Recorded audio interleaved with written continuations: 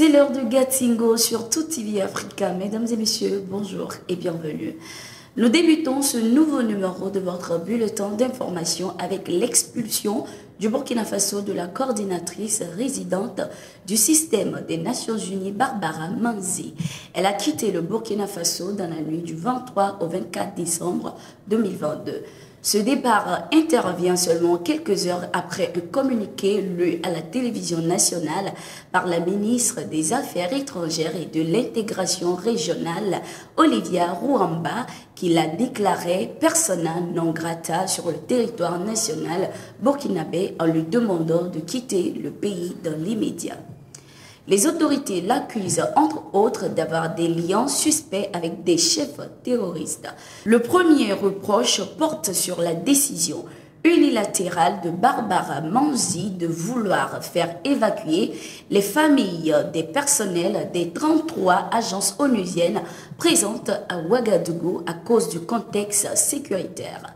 La ministre a indiqué que la coordinatrice résidente avait approché son département pour lui faire cas de cette situation, disant s'appuyer sur des sources sûres.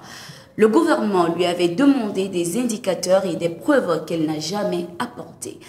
La chef de la diplomatie burkinabé a fait savoir qu'une mission onusienne devrait séjourner en janvier 2023 à Ouagadougou afin de juger de la pertinence des remarques de Madame Manzi. À notre grande surprise, nous recevons aujourd'hui une note de Barbara Manzi qui a fait cas de l'évacuation des familles des diplomates du système des Nations Unies à Ouagadougou pour raisons sécuritaires. Le président Ibrahim Traoré a contacté le secrétaire général de l'ONU, Antonio Guterres, le 21 décembre 2022 et qui dit ne pas être au courant d'une telle décision, a indiqué Olivia Rouamba. Le second griffe fait à Barbara Manzi est lié à ses propos et à ses attitudes en lien avec le contexte sécuritaire au Burkina Faso. Olivier Rouamba a ajouté qu'au cours d'une audience, Barbara Manzi n'a pas manqué de dire qu'elle est en attache avec des chefs terroristes au Burkina Faso. La diplomate en veut pour preuve les facilités que la coordinatrice du système des Nations Unies avait pour aller à Dibo et revenir sans être inquiétée, alors que les soldats burkinabés n'ont pas cette possibilité. Nous devrions prendre nos responsabilités, a insisté la ministre Rouamba, qui a précisé que la décision de l'expulser est liée uniquement à l'individu qui n'est pas en phase avec la vision du moment du Burkina Faso. Sinon, nous gardons toujours une très bonne coopération avec les Nations Unies qui constituent une entité de référence. Barbara Manzi jette du discrédit sur le pays et décourage de potentiels investisseurs, ce qui ternit l'image du pays, a-t-elle affirmé. Barbara Manzi a été nommée en août 2021 coordonnatrice de l'action humanitaire au Burkina Faso par le secrétaire général des Nations Unies, Antonio Guterres, avec l'approbation du gouvernement du pays hôte. Manzi a acquis une longue expérience au sein de l'ONU dans le domaine du développement et dans des contextes d'intervention complexes, en se consacrant principalement à la planification et à la fourniture de services aux populations.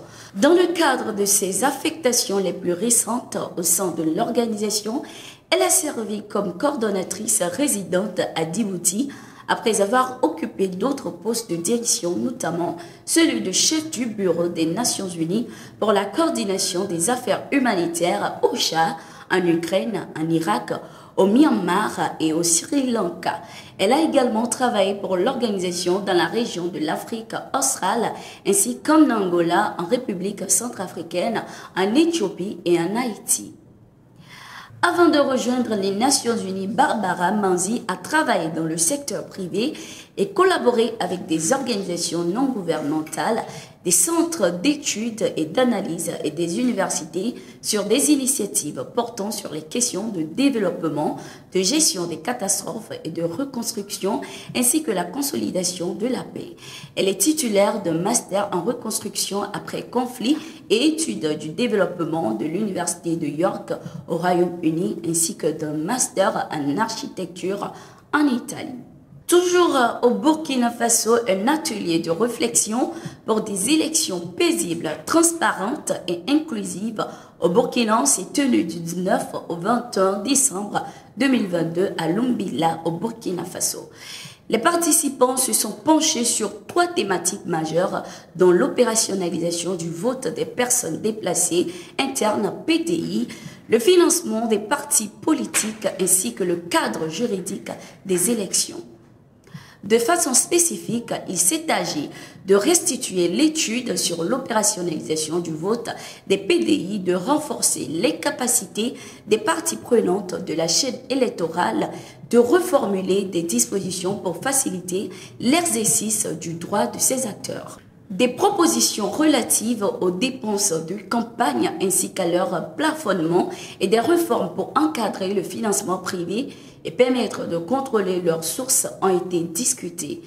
Les participants ont également mené la réflexion sur la clé de répartition du financement public hors campagne électorale et examiné les points de législation électorale en vigueur pour déterminer les options de réaménagement susceptibles de remédier à certaines insuffisances du cadre juridique des élections au Burkina Faso.